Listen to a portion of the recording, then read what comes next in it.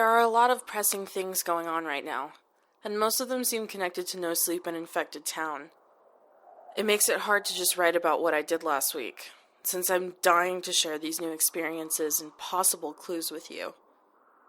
But I've decided you need the story in chronological order, at the very least to avoid confusion. And maybe revisiting these events on paper will help clear things up for me. So instead of telling you what's happening here in California, no worries, there are still no signs of moldiness, just increasing amounts of weirdness. Let's go back a week, before I'd ever heard of Jess, Liz, or Alan. After leaving the police station, I still had the whole day left and really wanted to feel like exploring this town was worthwhile. I decided to check out the apartment building. Hillside Apartments is a 4-story building on the south end of town, not far from the bridge. It's a very normal-looking brick building from the outside, probably built sometime in the 80s, no sign of structural decay. The only strange thing, as you're walking up to the front doors, is that all the windows on the face of the building are covered in black from the inside. As with the town sign, I thought at first that it was black spray paint or something of the like. As you might have guessed, though, it's mold. The front doors were locked. There was a keypad and a call box, but neither seemed to have power running to them. I made my way around to the parking lot of the building, past a row of dusty cars, and up a wheelchair ramp towards the back door. It was stuck or something. The handle turned, and there was no sign of a deadlock, but no amount of pushing on my part would make it open. I half-heartedly gave the crowbar a few tries, but soon gave up. The ground floor windows around front were low enough to slide through easily. Luckily for me, the third window I attempted was unlocked and slid open, only sticking once or twice. I plopped my backpack through, then followed head first. I had to push my way through the rotting Venetian blinds. I found myself in an apartment bedroom. After turning on my flashlight, I let the beam wander around for only a moment before reaching back into my backpack for the respirator again. This place looked worse than the police station basement. Black mold covered the floors, walls, and ceilings.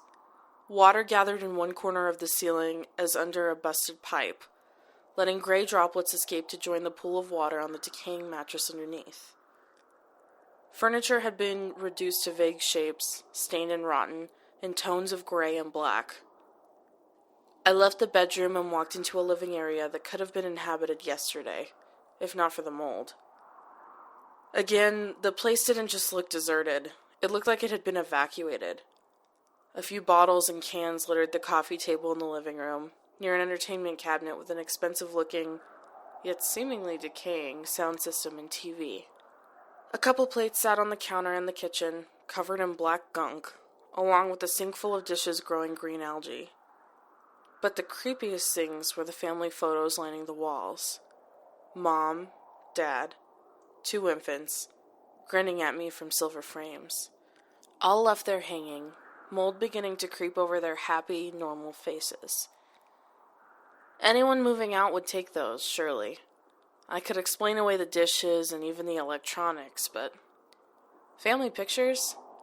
People run back into fires for family pictures. I left the apartment, unnerved, and turned back to see which number it was. Only there were no numbers on the door. I shone my light down the hall to either side. No numbers on any doors. Why? The more I discovered in this town, the weirder it seemed to get. I decided to do a thorough sweep of the apartment building and see if I could enter every room. It would take a while, but I wanted answers. Maybe I'd even go back to the police station once I'd given the man time to leave. I find, when exploring, that a systematic approach works best for me. I usually choose a corner in the highest or lowest accessible area of the building and spread out from there. This ensures that, if the building proves interesting and you want to make sure you've seen all of it, that you don't end up confusing yourself and skipping or backtracking. This building wasn't all that big, so I wasn't worried about getting lost. What did concern me was the idea of someone else being in the building with me. I couldn't shake the feeling. Hillside Apartments is much darker inside than it has any right to be. Darkness breeds everywhere, so deep that the corners look like a void. At one point, I turned off my flashlight, on the ground floor, mind you, and discovered I couldn't see my hand if I moved it more than 5 inches from my face. It was an unnatural darkness for 11 a.m. on a Saturday, even inside. Glass crunched under my boots as I made my way down the hall, and I looked up to see that every fixture was missing a bulb and had been grown over with mold. The windows all hosted their own colonies too, eliminating all the light from the sun. My goal was the stairs, but I tried every apartment on my way there. More than a few were locked, but the doors I could open showed me much the same scene as the first apartment. Stained, moldy couches, cushions flattened with use, full trash bins and half-loaded dishwashers, broken desktop computers and TVs, personal effects left behind and slowly being taken over by mold, pictures, books, clothes, magazines, jewelry boxes. While personal effects remained, every identifying detail or number seemed elusive. Rock covered the date on a newspaper I found.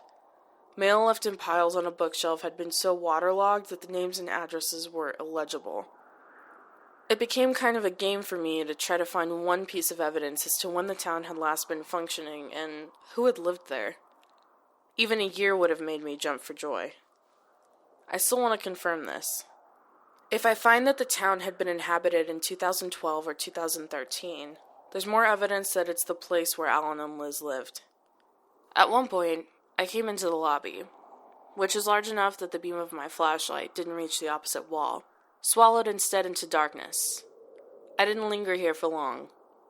I hated feeling like I was in such a vast place, like the mouth of a pitch-black cave.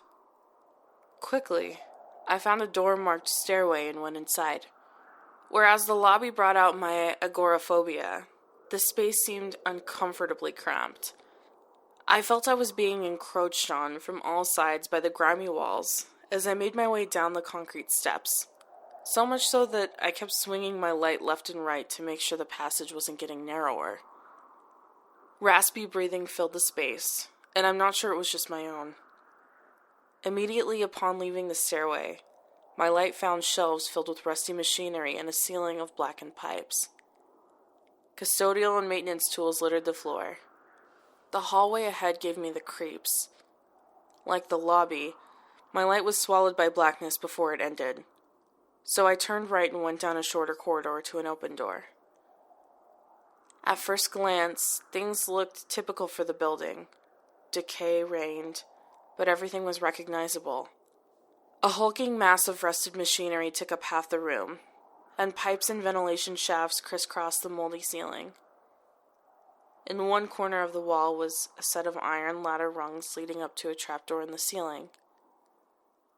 When I shone my flashlight towards the boilers and their pipes, something struck me as odd. It looked like something was behind the machinery. I came closer, peering between pipes and around twisted hunks of metal, but couldn't get a good look. There was definitely something back there. Finally, I squeezed myself between a boiler and a wall, changed my flashlight to the other hand, and got a good look at my discovery. It was laying on a pile of mold, as though the fungus had gathered around in a mound as a makeshift bed. Can mold pile up so high? I'm not sure what it was, but I have an idea after reading Jessica's story. It was tiny, smaller than most humans.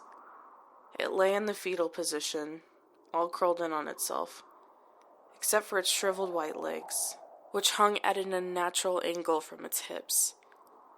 There were no toes or anything recognizable as feet, from what I could see, and no hands beside two fused masses of flesh at the end of its arms. I could see its ribs through its flesh on the torso, but all other details you associate with a human being were gone. No belly button, no nipples, no hair. It was too pale to be flesh-toned, with a hint of gray like a decaying corpse. The head was bald and withered.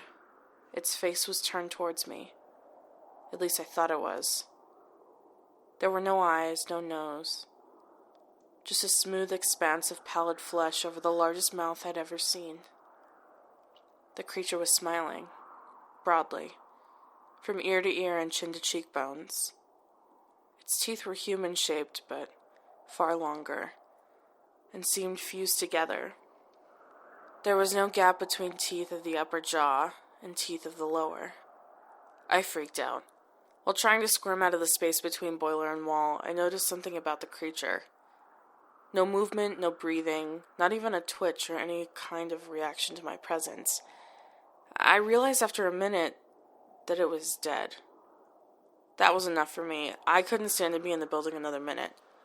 I raced up the stairs and, avoiding the lobby, went back to the window I entered through. I fell through so quickly that I knocked the wind out of myself when I landed. As I had upon leaving the police station, I found sanctuary in my car, except this time, I drove straight out of town. I rationalized these events back at the motel, between a hot shower and a cold beer. Maybe it had been a doll of some kind, or a mannequin, or even a petrified animal. I think at one point I decided it was a fucked up student art project. But now, I think I saw the same creature Jess had seen in the basement of the building 7 months ago. Only this time it wasn't moving around. So the next day I continued into San Francisco, glad to be putting distance between myself and the ghost town. But that doesn't mean things are over. I'm not done trying to figure things out. I'm just not brave enough to do any more solo exploring. Whatever I decide to do, I'll keep you updated.